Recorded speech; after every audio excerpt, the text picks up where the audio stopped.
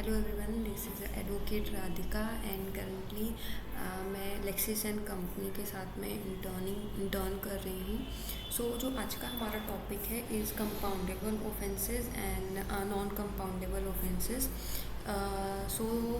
जो compoundable offences होते हैं, complainant who has recorded the case goes into a trade-off and consent to have the charges drop against them, against the blamed, which is bona fide and not for any thought to which the complainant is not qualified for.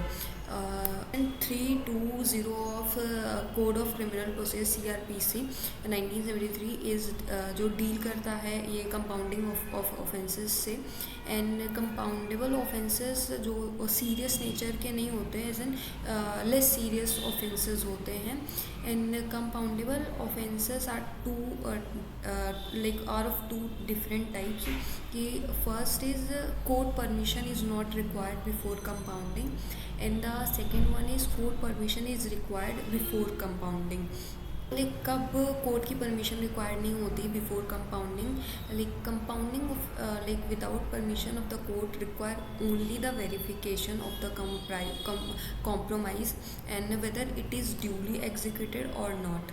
But where their permission of court is required या फिर ज़रूरी होती है, फिर must होती है, it shall be obtained before filing a compromise in court. यानी compromise file करने से पहले हम वो परमिशन रिक्वायर करेंगे and in court, and such permission can only be granted when the prosecution is pending before the court. Otherwise if it is granted it's illegal.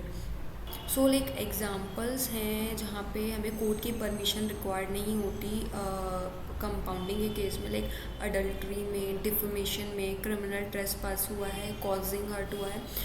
इन सब offences में जहाँ कोर्ट की परमिशन रिक्वायर नहीं होती।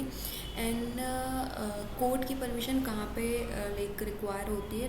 वो कुछ जैसे थेफ्ट हो गया, क्रिमिनल ब्रीच ऑफ ट्रस्ट हो गया, असॉल्ट हुआ on women and with intention to outreach कर रहे हैं और modesty and misappropriation of property हुआ है and voluntary causing grievous hurt हुआ है।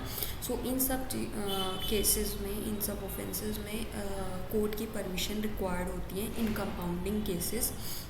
Application for compounding the offences shall be made before the court in which the trial proceeding हो रही है हमारी। And once an offence has been compounding, it will have the same effect as the accused has been acquitted of the charges. Thank you.